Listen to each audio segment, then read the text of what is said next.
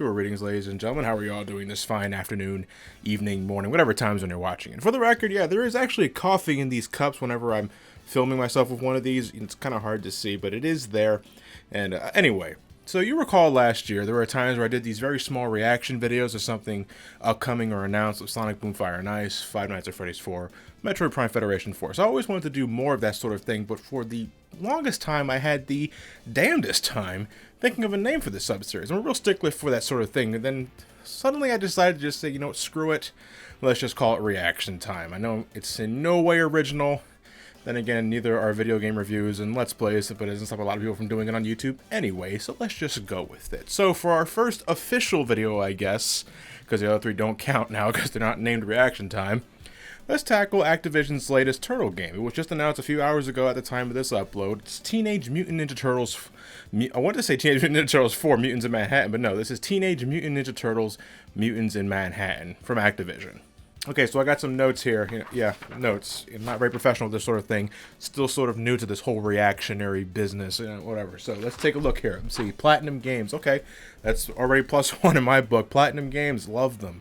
I played a lot of Bayonetta 1 and 2, as you've seen from the reviews I posted on this channel. And when it comes to licensed properties, if we're going to be on topic here, I hear the Legend of Korra video game wasn't too bad, and I hear the Transformers game they made some time ago was actually pretty good. So I think the Teenage Mutant Ninja Turtles are in good hands with Platinum Games, and that's pretty much what I'll say about that. So let me start with the subtitle, Mutants in Manhattan. If you're a Turtles fan, it's kind of like a no-shit subtitle. It's like, yeah, we know they're from Manhattan. Well, they grew up in Manhattan anyway. So it also kind of tells me that I don't think this game has any sort of like connection with any other previous continuity, whether it be comic books, the films, or what other cartoon series is running at the moment. I know there's probably one going on Nickelodeon right now, but I don't really keep up with modern day Turtles.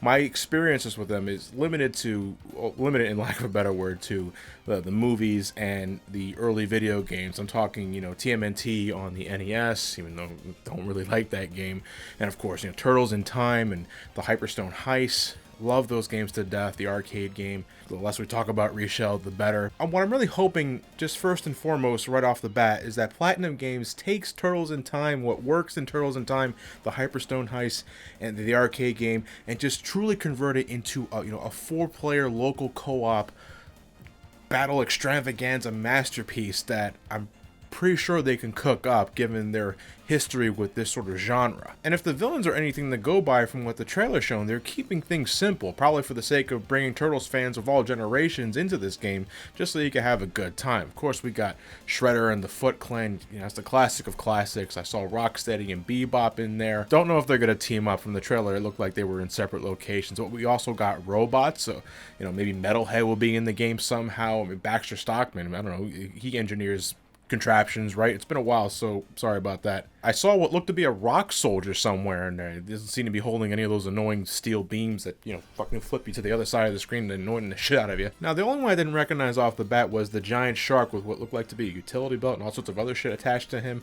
And I'm thinking, oh shit, like the Turtles are finally gonna, beat the shit out of the street sharks for copyright infringement. So I looked him up, and I think this guy is supposed to be Armagon. He had some prominence in the 2012 animated series. I wouldn't really know that. I didn't watch that cartoon. But he actually goes back as far as TMNT Tournament Fighters for the Super Nintendo. I've played a bit of that in my youth, but still, I had to think about him for a while. It's like, yeah, Armagon, yeah, him.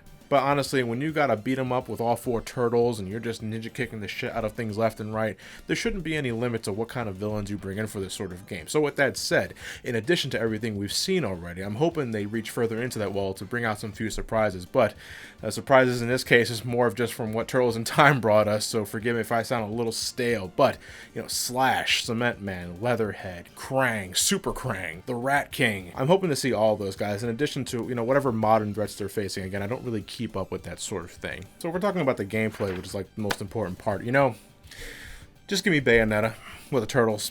That's really all I can ask for. It just makes the most sense to me. Bayonetta is all about high flying action, not so much with guns, but with all the shit that she can do.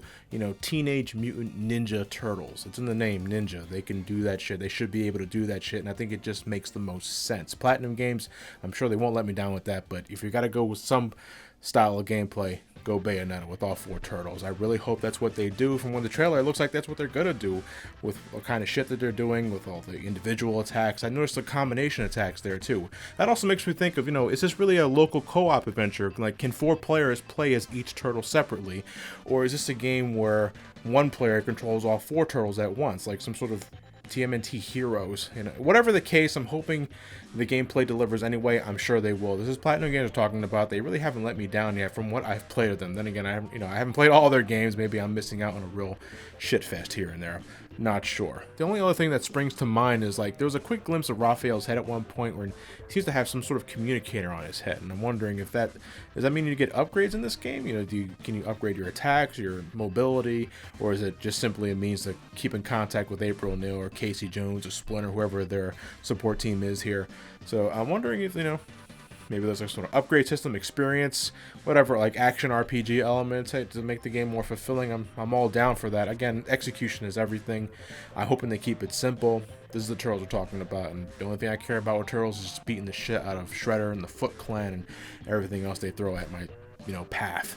Well, anyway, folks, that's it for reaction time. Teenage Mutant Ninja Turtles, Mutants in Manhattan, coming out summer of 2016, bearing any delays. But that's all I got to say about that. So, with all that said, thank you guys for watching. Have yourselves a fantastic night, and take care. The coffee's gone, by the way.